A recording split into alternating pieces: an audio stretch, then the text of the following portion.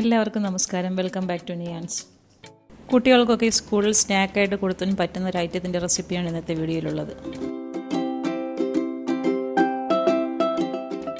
ഇത് തയ്യാറാക്കുന്നതിന് വേണ്ടി 2 കപ്പ് ഗോതമ്പ് പൊടി ഒരു ബൗളിലേക്ക് ഇട്ട് കൊടുക്കാം. അതിൻ്റെ കൂടെ തന്നെ 1/2 കപ്പ് റവയും ആവശ്യത്തിനുള്ള ഉപ്പും 1/2 ടീസ്പൂൺ ഏലക്കപ്പൊടിയും കൂടി അതിലേക്ക് ഇട്ട് കൊടുത്ത് നല്ലതുപോലെ ഒന്ന് മിക്സ് ചെയ്തെടുക്കാം. ഞാനിവിടെ എടുത്തിരിക്കുന്ന റവ കുറച്ച് വലിയ തരിയായിരുന്നു, അതുകൊണ്ട് മിക്സിയുടെ ജാറിലിട്ടൊന്ന് പൊടിച്ചാണ് എടുത്തിരിക്കുന്നത്. ഇനി ഇതിലേക്ക് 5 ടേബിൾ സ്പൂൺ സൺഫ്ലവർ ഓയിലും കൂടി ചേർത്ത് കൊടുത്ത് നല്ലതുപോലെ ഒന്ന് മിക്സ് ചെയ്തെടുക്കാം. കൈ കൊണ്ട് നന്നായിട്ടെല്ലാം കൂടി ഇതേപോലെ ഒന്ന് കുഴച്ചെടുക്കാം. ഇനി വേറൊരു പാത്രത്തിലേക്ക് 1 കപ്പ് പഞ്ചസാര ഇട്ട് കൊടുക്കാം.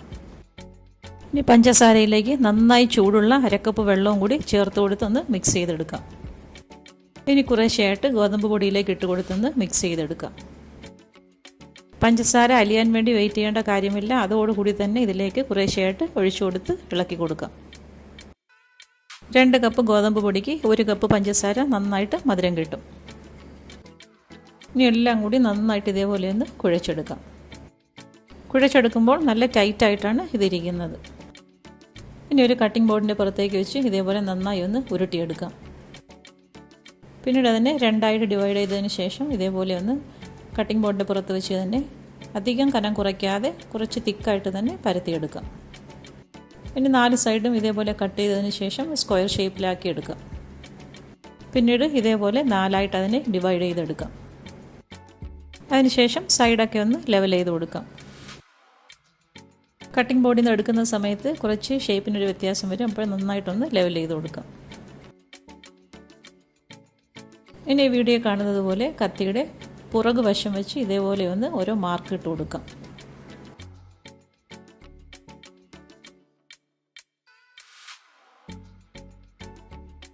ഇനി ഓരോന്നും എടുത്ത് ചൂടായി കിടക്കുന്ന എണ്ണയിലേക്കിട്ട് വറുത്ത് കോരിയെടുക്കാം. നന്നായി തിരിച്ചും മറിച്ചുമിട്ട് നല്ല ഒരു ഗോൾഡൻ ബ്രൗൺ നിറമാകുമ്പോഴേക്കും എണ്ണയിൽ നിന്നും കോരി മാറ്റാം. ഇതുപോലെ എല്ലാം തിരിച്ചും മറിച്ചുമിട്ട് വറുത്ത് കോരിയെടുക്കാം.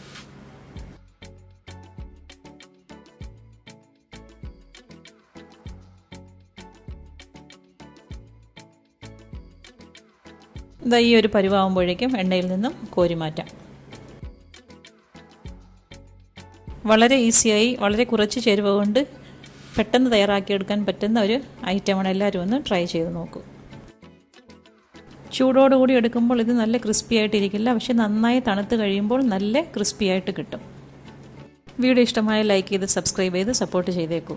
വീണ്ടും അടുത്ത വീഡിയോയിൽ കാണുന്നത് വരെ bye from Niyans. Thanks for watching.